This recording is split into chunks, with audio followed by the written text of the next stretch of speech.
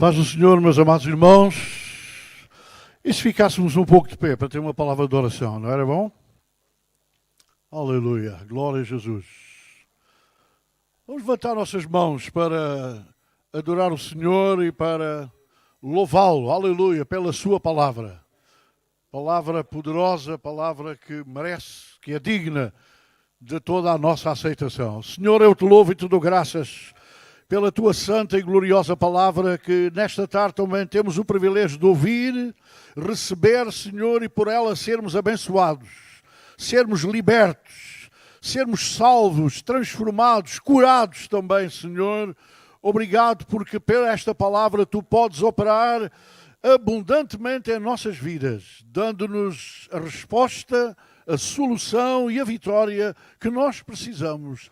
No nome de Jesus e para a tua eterna glória, nós oramos com ações de graças. Amém. Graças a Deus. Podeis ficar sentados, meus amados irmãos. Nesta tarde eu gostava de falar-vos sobre a confiança. Confiança como expressão da nossa fé. E vamos ler, para iniciar a nossa meditação, em Efésios capítulo 3 e verso 12. Meus irmãos, tomem atenção que aquilo que vamos expor é exatamente a confiança como uma manifestação da fé e as suas implicações ou as suas consequências na vida de cada um de nós. Diz assim a palavra de Deus. E eu, como é um versículo só, eu peço a vossa atenção. Tá bom, irmãos? Eu escolhi uma versão mais atual para melhor compreensão de cada um de nós. E diz assim este versículo de Efésios capítulo 3 e verso 12, nesta versão, numa tradução da linguagem de hoje. Por estarmos unidos com Cristo, por meio da nossa fé nele, nós temos a coragem de nos apresentarmos na presença de Deus com toda a confiança. Os irmãos que querem repetir comigo esta última parte, digam comigo, com toda a confiança. Outra vez. Com toda a confiança. Aleluia. A confiança é uma expressão da nossa fé. Fé tem duas componentes muito importantes que nós não podemos deixar de observar. A primeira componente, como os irmãos sabem, é acreditar. Portanto, quando nós temos fé, significa que acreditamos. Ter fé na palavra de Deus é acreditar na palavra de Deus. Ter fé em Deus é acreditar em Deus. Mas a fé não se expressa apenas pela crença ou por acreditar. A fé também se expressa em termos de confiança. Isto é, ter fé não é só acreditar. Ter fé é também confiar. E a verdadeira fé leva o crente, leva a pessoa a confiar de todo o seu coração. Agora, o que é importante também, já que percebemos que fé não é apenas acreditar, mas é também confiar, então é preciso compreendermos qual é o objeto da nossa confiança. Ou, se quiserem, em que é que nós devemos colocar a nossa confiança. E a Bíblia diz que a nossa confiança tem uma elevada ou superior recompensa. Aquele que confia é recompensado. Deus sempre recompensa aqueles que confiam nele. Quem ainda não é salvo é compensado pela salvação preciosa da sua alma. Aqueles que já são salvos são compensados com as bênçãos inerentes à experiência da nossa gloriosa salvação. Aleluia. Então nós vamos pensar no objeto da fé, ou em que nós devemos colocar a nossa fé, neste caso, a nossa confiança. E eu vejo na palavra de Deus 3 objetos da nossa confiança. O primeiro é no caráter de Deus. O segundo é no poder de Deus. E o terceiro objeto é as promessas de Deus. Portanto, nós vamos pensar esta tarde que, ao confiar, eu tenho que confiar primeiramente no caráter de Deus, mas eu também preciso confiar no poder de Deus e, em terceiro lugar, confiar nas promessas de Deus. Aleluia! Vamos pensar então na nossa confiança no caráter de Deus. Isto é, aquilo que Deus é. O nosso primeiro objetivo da nossa confiança é a confiar naquilo que Deus é. Aleluia! E nós temos um Deus que é. Aleluia! Amém? Temos que confiar naquilo que Deus é, por outras palavras, confiar no seu caráter. Porquê? Porque a Bíblia, ao referir-se ao caráter de Deus, diz que Deus é absolutamente confiável. Significa que Deus é totalmente digno da nossa confiança. Quantos dão glória a Ele por isso esta tarde? Ele é totalmente digno de que eu e tu, meu amigo, minha senhora, meu irmão que estás aqui esta tarde, Deus é digno de que possamos confiar nele de todo o nosso coração. Aleluia! E a Bíblia exorta-nos a confiar em Deus, no seu caráter, sem qualquer vacilação. O salmista tem esta expressão maravilhosa que nós devemos atribuí-la também a nós.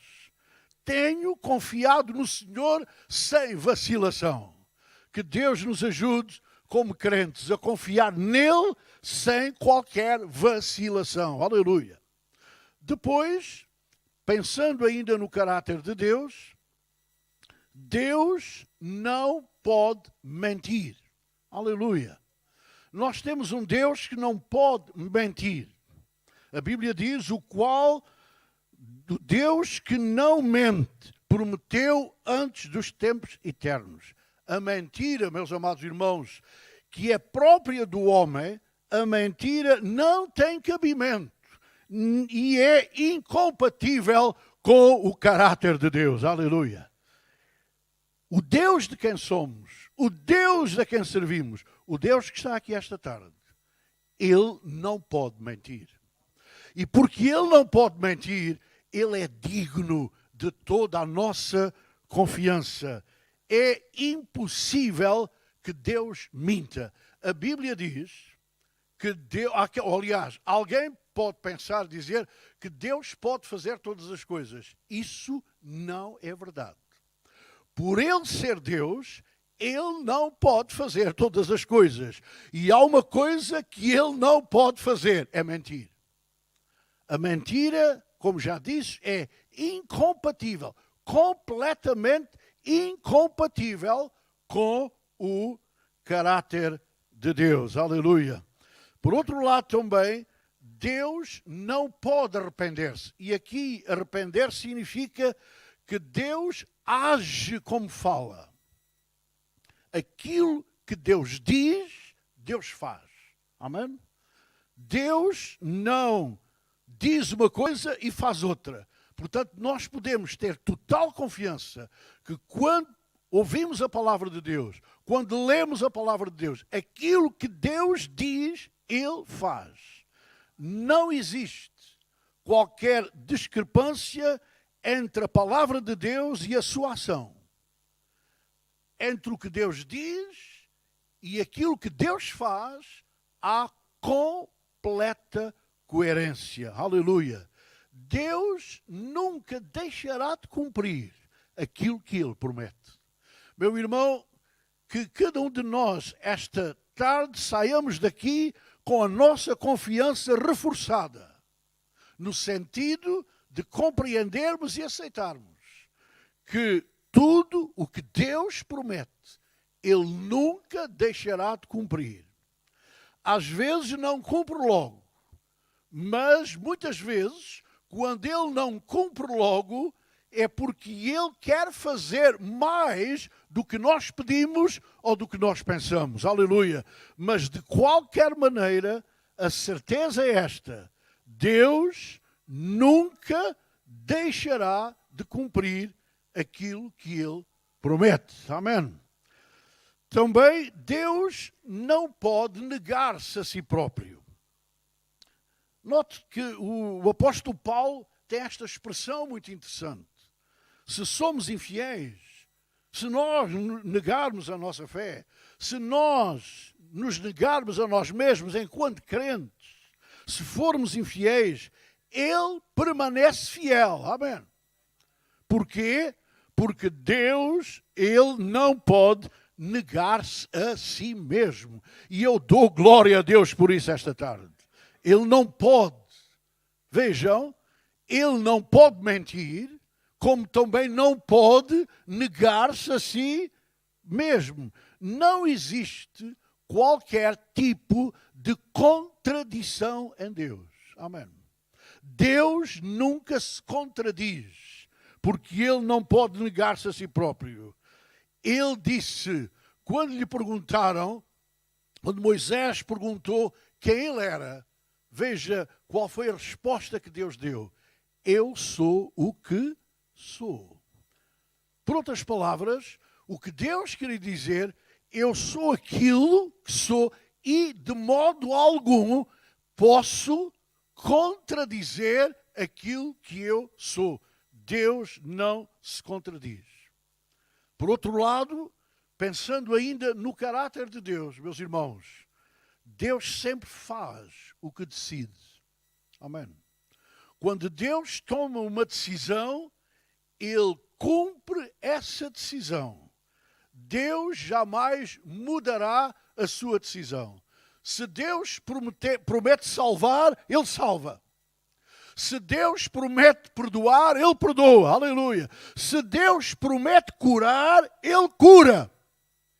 Porque nada pode impedir a decisão de Deus. Meus amados irmãos e amigos, Deus é inabalável naquilo que decide. Tudo o que Deus decide, Ele vai cumprir, porque Ele é inabalável. Jó teve esta expressão: Deus faz o que quer. Amém. Ele é soberano para fazer o que quer. Mas ele acrescenta uma coisa interessante. Quando Deus decide fazer alguma coisa, ninguém pode impedir. Nem o inferno, nem os demónios, nem as circunstâncias, nem homem nem mulher podem impedir o que Deus decide fazer. Aleluia. A nossa incredulidade pode atrasar. Eu gostava de dar-vos um exemplo para isto. Quando nós, em vez de darmos lugar à fé e à confiança, infelizmente damos lugar à incredulidade, a nossa incredulidade pode atrasar o que Deus decide fazer. Mas nem tampouco a nossa incredulidade poderá anular o que Deus decide fazer. Deus decidiu que o seu povo iria conquistar a cidade de Jericó. Lembram-se? Humanamente falando, Jericó era impossível ser conquistada pelo povo de Israel. Lembram-se que o povo de Israel, um povo de escravos, que tinha saído e estavam peregrinando no deserto. E quando chegaram perto da fronteira com Israel, do lado de Jericó, tinham a promessa de conquistar Jericó. Mas Jericó era uma cidade altamente muralhada, com muros altíssimos e de grande largura. E para agravar a situação, Jericó tinha em cima das muralhas homens que não eram normais, eram gigantes. E os 12 espias que foram espiar aquela terra, eles verificaram que era uma terra fértil, uma terra que mana leite e mel, na linguagem deles, mas para 10 dos espias, olhando para aqueles muros e olhando para aqueles gigantes, eles concluíram que, embora a terra fosse muito boa, eles não podiam conquistá-la. E voltaram para o arraial dos judeus com esta triste notícia. Porque, meus irmãos, normalmente a incredulidade sempre tem tristes notícias. E essa triste notícia, proveniente da incredulidade daqueles 10 espias, infectou o arraial dos judeus e contagiou os outros com incredulidade. Mas houve dois homens que faziam parte dos 12 que espiaram a terra, Josué e Caleb, que chegaram depois. Isto leva-nos a pensar em algo significativo. Meus irmãos, a incredulidade sempre chega primeiro. Sempre chega primeiro a incredulidade e só depois chega a fé. E eu cheguei à conclusão, porque é que a incredulidade chega primeiro que a fé? Porque é que naquele caso a incredulidade chegou primeiro que a fé? Porquê? Porque os 10, que são o expoente da incredulidade, eles olharam para os muros e olharam para os gigantes e pensaram, nós não conseguimos. E vieram trazer essa notícia negativa. Mas Josué e Caleb olharam também, viram os mesmos muros e viram os mesmos gigantes. Porque, amados irmãos, a fé não é cega. A fé vê os obstáculos. A fé vê as dificuldades. A fé também vê os problemas. A fé vê a corrente contrária das circunstâncias. Mas enquanto que a incredulidade só vê isso, a fé vê mais alguma coisa. Aleluia. E eu posso imaginar Josué dizendo para Caleb, Caleb, tu estás a ver aqueles muros? E Caleb certamente respondeu, se isto não for assim eu vou perguntar a eles quando chegar lá. E sabem que Caleb disse, estou. E Caleb depois disse, Josué, e tu não estás a ver quem está em cima daqueles muros? E possivelmente Josué terá dito, estou a ver, estou. Estou a ver que não são homens normais. E talvez foi Josué, não sei, um dos dois foi, de certeza, que perguntou, talvez Josué perguntou, Caleb, e tu não estás a ver mais nada? E eu creio que Caleb respondeu, estou a ver que em si, por cima daqueles muros e daqueles gigantes, está o poder de Deus. Amém. A fé vê as circunstâncias adversas, vê a impossibilidade humana, mas a fé vê que por cima da impossibilidade humana está a possibilidade divina. Aleluia. E deste modo, Josué e Caleb vieram com a notícia proveniente da fé, dizendo que afinal eles podiam conquistar. Mas a incredulidade já tinha tomado conta do arraial. Isto para vos dizer, meus irmãos e amigos, que a incredulidade atrasou 40 anos. O que Deus queria fazer naquele momento, por causa da incredulidade do povo, foi atrasado 40 anos. mas não impediu o que Deus quis fazer. Por 40 anos depois, com uma nova geração, a mesma cidade de Jericó foi conquistada. Aleluia. O que significa que aquilo que Deus decide fazer, Deus sempre faz. Aleluia. Ele é inabalável naquilo que decide. E ainda pensando no caráter de Deus, Deus é absolutamente imutável. Aleluia. Ele não muda. Eu dou glória a Deus porque eu posso mudar a muita coisa, mas Ele não muda. O nosso Deus é imutável e por isso Ele é digno da minha e da tua confiança. Deus não é inconstante. Nós temos um Deus que é constante naquilo que Ele promete, naquilo que Ele cumpre. E o salmista, aliás, Isaías usou uma metáfora para mostrar a imutabilidade de Deus. E ele diz, confiai sempre no Senhor, porque o Senhor Deus é uma rocha eterna. Aleluia. E rocha eterna, meus amados irmãos, que o Senhor nos ajude a compreender isto. Rocha eterna significa exatamente que Deus não é inconstante. Deus não muda. Deus é imutável. Quantos dão glória a Ele nesta noite por causa disso? Então já vimos que a nossa confiança tem como primeiro objetivo, e talvez o principal objetivo, o caráter de Deus. Mas a nossa confiança também está voltada para o poder de Deus. Não só aquilo que Deus é, mas a nossa confiança também está focada ou voltada para aquilo que Deus pode fazer. E, amados irmãos, nós temos um Deus que pode fazer. Nós temos um Deus que pode salvar perfeitamente. Nós temos um Deus que pode libertar perfeitamente. Nós temos um Deus que pode transformar a vida do homem e da mulher, a vida mais desgraçada, a vida mais caída, a vida mais sem sentido, sem esperança, sem rumo.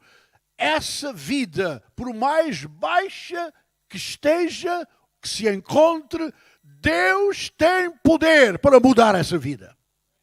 Deus tem poder para libertar do vício mais atroz. Seja o vício do álcool, seja o vício da droga, seja qualquer outro vício. Deus tem poder para libertar. Quando confiamos no poder dele, somos libertos. E note, e muitos são libertos sem qualquer programa. São libertos apenas pela fé nele. Eu acredito no valor de um programa de recuperação, mas também acredito que acima de qualquer programa de recuperação está o poder de Deus. Eu conheço pessoas que foram libertos da droga sem passarem por qualquer processo de recuperação, porque simplesmente creram no poder que Jesus tem, que Deus tem para libertar, e foram libertos. E de um momento para o outro deixaram a droga e nem ressacaram, nem experimentaram o ressacar. Porque foram completamente libertos. E quando Deus liberta, liberta completamente. Eu conheço pessoas que foram libertos instantaneamente do álcool. Pessoas alcoólicas. Mas por confiaram no poder de Jesus, foram libertos. E hoje podem dar graças a Deus e podem dar testemunho de que foram completamente libertos. Aleluia. E não precisam de mais qualquer tipo de adição. Porque Jesus os libertou. Porque Jesus tem poder para libertar. Aleluia. Então a nossa confiança tem que estar focada no poder de Deus, naquilo que Ele é, porque isso é a base da nossa confiança, mas a efetividade para a nossa confiança deve estar também naquilo que Deus pode fazer. E a Bíblia mostra-nos que aquilo que Deus pode fazer é que Ele é poderoso para cumprir o que promete. Amém. Eu posso ter toda a confiança, o irmão pode ter toda a confiança nele, porque Deus é poderoso para cumprir o que promete. Muitas vezes, os homens fazem promessas que gostariam de cumprir, mas chegam à conclusão que não podem cumprir. Não têm poder para cumprir. Mas, amados irmãos, eu dou glória a Deus esta noite, porque aquilo que Deus promete, Ele tem poder para cumprir. Ele cumpre porque Ele tem poder para cumprir exatamente tudo aquilo que Ele promete. Aleluia! Deus é poderoso para cumprir. Muitos prometem, mas não têm poder para cumprir. Mas Deus tem poder. Por isso as promessas de Deus são coerentes com o seu poder. Não há aqui qualquer discrepância entre o que Deus promete e o que Deus faz, porque Ele tem todo o poder para cumprir aquilo que Ele promete. Quantos dão glória a Ele por isso esta noite? Portanto, não há qualquer sombra de incoerência. Meus irmãos, eu louvo a Deus por isso esta tarde. Esta é a razão da minha confiança nele. Porque nele não há qualquer sombra de incoerência entre o que ele promete e entre o que ele faz. E a Bíblia diz-nos que Deus também é poderoso para suprir as nossas necessidades e nos dar mais do que precisamos para sermos uma bênção para os outros. Amém. Note bem, a Bíblia garante que Deus é poderoso para suprir todas as nossas necessidades e ainda dar-nos um pouco mais, ou mais, se quiserem, para podermos ser uma bênção para os outros.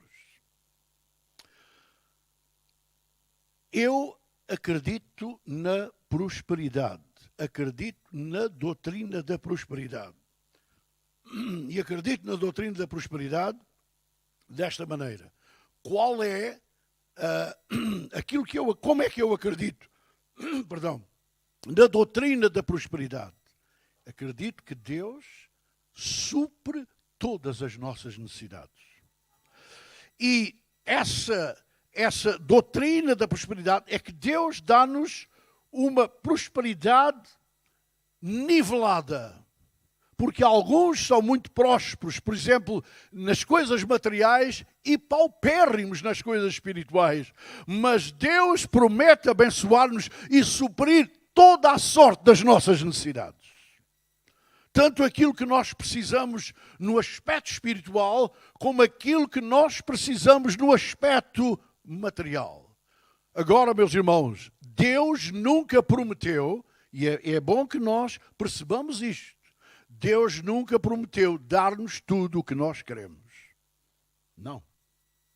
Não temos nenhuma promessa em que Deus nos diz que vai dar tudo o que nós queremos.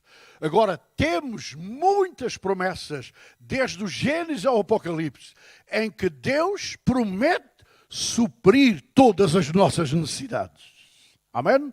E é nisso que nós devemos e podemos confiar de todo o nosso coração. Aleluia. E a Bíblia ainda acrescenta que Deus é poderoso para fazer muito mais do que pedimos ou até pensamos. Amém? Portanto, significa que o poder de Deus, ou aquilo que resulta da ação direta do poder de Deus na nossa vida, transcende a nossa compreensão e transcende também os nossos pedidos. Ele é poderoso para fazer mais do que aquilo que eu peço. Ele é poderoso para fazer mais do que aquilo que eu penso. Amém. Não importa a dificuldade, não importa aquilo que parece, porque, meus irmãos, Deus não vive de aparências. Deus não tem aparência, Deus não vive de aparências, Deus é o que é, aleluia. Ele é somente realidade.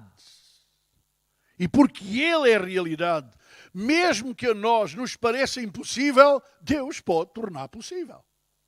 Mesmo que para nós pensemos isto é muito difícil, a Bíblia garante-nos que para Deus nada é impossível.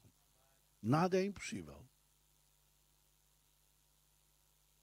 E aqui podemos entrar nos aspectos práticos desta lição importante sobre o poder de Deus. Se nós temos um problema, mesmo que nos pareça o mais difícil, Deus é poderoso para resolver. Se nós temos uma necessidade, ainda que nos pareça a mais difícil, meu irmão, Deus é poderoso para resolver ou para suprir a nossa necessidade. Se nós estamos diante de uma situação que parece que nos vai levar à derrota, quem sabe até se nós temos alguém aqui esta noite, nestas circunstâncias. Eu quero dizer-te que mesmo que pareça que isso vai conduzir à derrota, Deus é poderoso para nos dar vitória. E transformar aquilo que parece numa derrota, numa grande vitória. Aleluia! E eu estava-me lembrando do caso de José do Egito. Toda a vida dele, até um certo ponto, foi indiciada por uma grande derrota. Quando parecia até que a coisa estava equilibrada, José continuava em plano inclinado na sua vida, numa aparente grande derrota. Mas aquilo que parecia uma grande derrota na vida de José, Deus transformou numa grande vitória. Porque Deus tem poder para mudar as nossas derrotas em vitórias. Deus tem poder para mudar a nossa maior tristeza numa maior alegria. Deus tem poder para mudar a nossa fraqueza numa grande e poderosa fortaleza, de maneira que possamos exaltá-lo e glorificá-lo como Ele é digno. Aleluia! E, meus amados irmãos, Deus tem poder, diz a Bíblia, para nos guardar até à vinda do Senhor. Não temos que estar preocupados se vamos subir ou não vamos subir. A nossa preocupação não é se vamos subir ou não vamos subir. A nossa preocupação é que Deus nos ajude a sermos fiéis a Ele todos os dias. E na medida em que Ele nos dá a graça e o poder para sermos fiéis a Ele, então estejamos descansados, que Ele nos vai guardar para aquele dia glorioso em que nós subiremos para estar com Cristo, para vê-lo face a face e para reinar com Ele para todo o sempre. E eu queria concluir que a nossa confiança deve estar focada também naquilo que Deus promete. Já vimos no seu caráter, naquilo que Ele é, no seu poder, naquilo que Ele é capaz de fazer, naquilo que Ele pode fazer, mas também nas suas promessas, isto é, naquilo que Deus promete. As promessas de Deus não perdem a sua atualidade. Jesus disse, referindo-se às suas promessas, o céu e a terra passarão. Este céu e esta terra em que nós vivemos, um dia vai passar. Mas em contraste com isso, as promessas de Deus nunca passarão.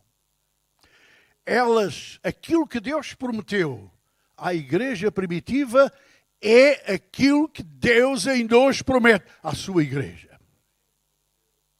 Aquilo que Deus prometeu a Moisés, Deus prometeu a Josué. Lembram-se?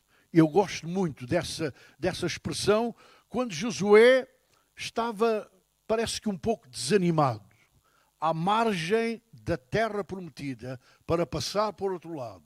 Ao ver certamente o Jordão com todo, transbordando nas suas ribanceiras, ele estava com uma certa dificuldade e talvez abatido, talvez não com muita coragem, mas a Bíblia diz que Deus falou com ele, e eu dou glória a Deus quando Deus fala conosco. E Deus falou com ele dizendo: Josué, não temas, assim como eu fui com Moisés, serei contigo. Isto significa que as promessas que Deus fez a Moisés estavam intactas para Josué. E isto tem animado a minha vida ao longo destes anos e tem animado o meu ministério. Porque uma coisa eu sei, aquilo que Deus prometeu aos apóstolos na igreja primitiva é a mesma promessa que eu tenho. Amém? O que ele prometeu que ia fazer com os seus discípulos naquela altura é aquilo que ainda hoje ele promete fazer conosco. Aleluia! E o que nós precisamos é exatamente confiar nisso de todo o nosso coração. Deus não deixará de cumprir as suas promessas.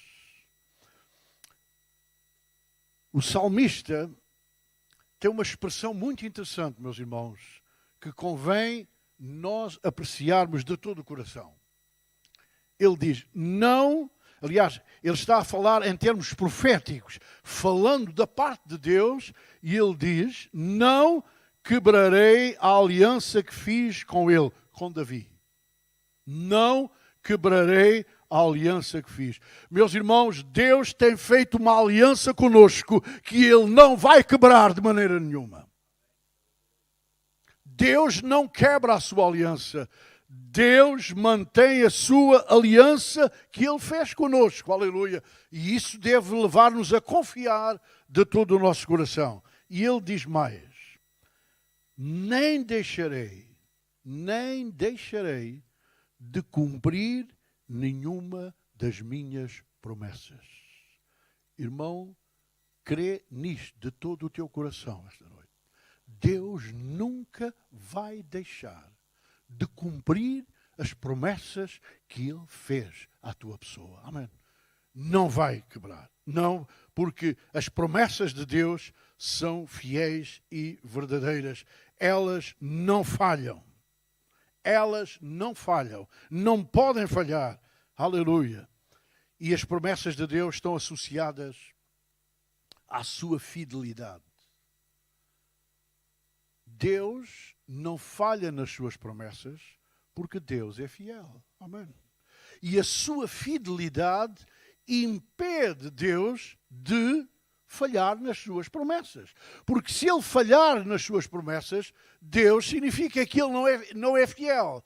Mas nós sabemos que ele é fiel e por isso podemos estar descansados e confiar de todo o coração que ele jamais falhará as suas promessas. A nossa confiança deve estar naquilo que Deus é, naquilo que Deus pode fazer e naquilo em que Deus promete, Deus vai cumprir. Vamos ficar de pé no nome de Jesus.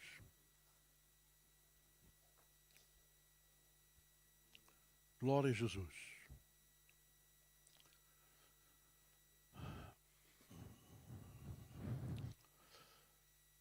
Eu sei que nos dias em que vivemos há uma grande dificuldade em confiar, especialmente no caráter das pessoas. Muitos cidadãos não estão confiando em nada no caráter dos governantes. É um facto.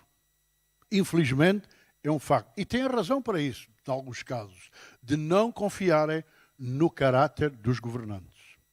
Há muitos filhos, infelizmente, por causa do comportamento dos pais, que não têm confiança no caráter dos pais. Há muitos liderados que não têm confiança no caráter dos líderes. Nós estamos a viver uma crise de confiança, quer a nível de quem governa, quer a nível patronal, quer a nível de quem lidera. Isto é um problema dos nossos dias. Mas isso tudo pode ter alguma razão de ser.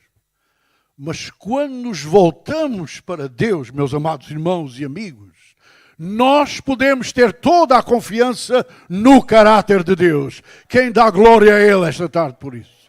Podemos confiar de todo o nosso coração no caráter de Deus. O caráter de Deus está por cima. O caráter de Deus é inviolável. Aleluia! Por isso podemos confiar nele de todo o nosso coração.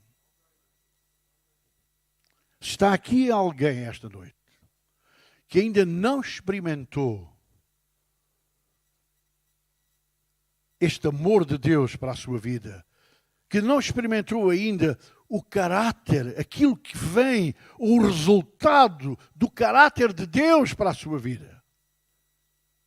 Esta noite, eu desafio-os a confiar no Deus vivo e verdadeiro. Confia que Deus pode perdoar-te. Se tu estás a viver uma vida escravizada pelo vício, seja que tipo de vício for, tu podes acreditar que hoje mesmo, aqui e agora, Deus pode libertar-te dos teus vícios. Deus pode dar-te uma nova vida. Uma vida completamente liberta e uma vida que vale a pena viver. Se tu estás doente, tu podes confiar inteiramente que Deus que está aqui, Ele pode tocar o teu corpo e curar a tua doença instantaneamente.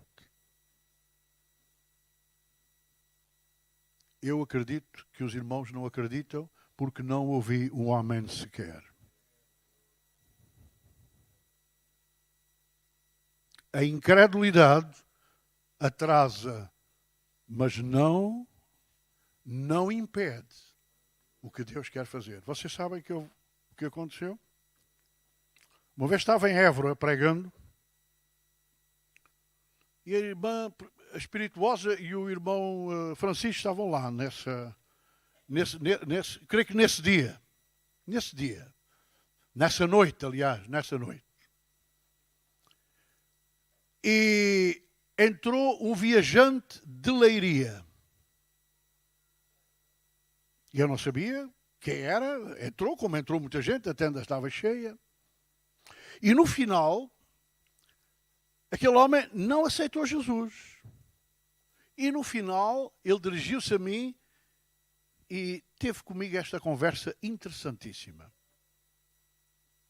Ele disse-me: olha, eu entrei aqui julgando que isto era uma reunião católica. Quando descobri que não era, quis-me ir embora, mas depois pensei, não, já que estou aqui, vou ficar. Quando você estava a orar para os doentes, as minhas axilas estavam cheias de caroços malignos. E eu não sei porquê. Eu não acreditei. Eu não fiz esforço nenhum. E após a oração, as minhas axilas ficaram completamente sem caroço algum.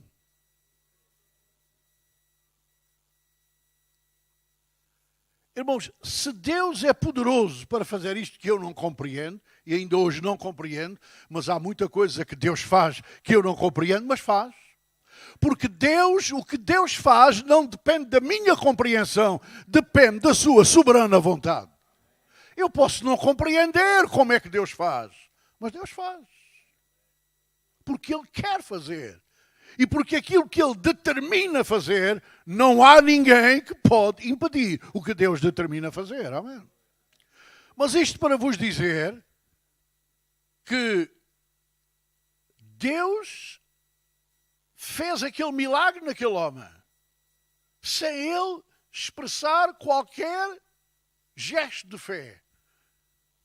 Não é ele mais poderoso para fazer, ou tão poderoso para fazer, se tu esta noite creres que ele pode curar a tua doença? Que ele pode libertar-te dos teus vícios? Amém? Que ele pode transformar a tua vida e tu saíres daqui um novo homem, uma nova mulher, para começares um novo rumo, um novo caminho, com uma nova esperança, com a paz e verdadeira de Deus no teu coração? Deus é poderoso para fazer isso.